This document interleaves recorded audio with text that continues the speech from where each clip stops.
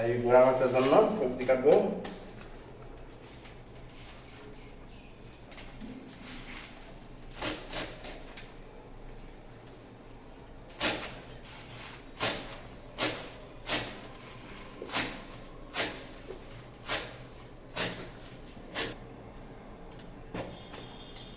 আমি বাগুনটি কুচি কুচি করে নেব। বাগুন, আলু, সিম, পেঁয়াজ পাতা দিয়ে দেব সাথে।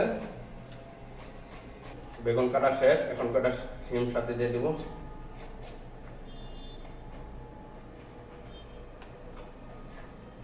সিম কাটা শেষ আমার, কিছু আলু দিয়ে দেব সাথে।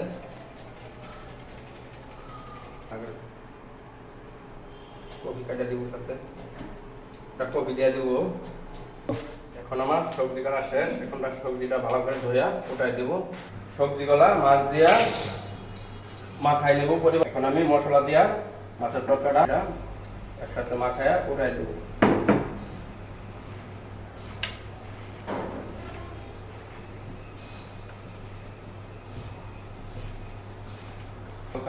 হালকা পরিমাণ পানি দিয়ে গুঁড়া মাছের তরকারি রান্না শেষ করলাম। রান্না শেষ।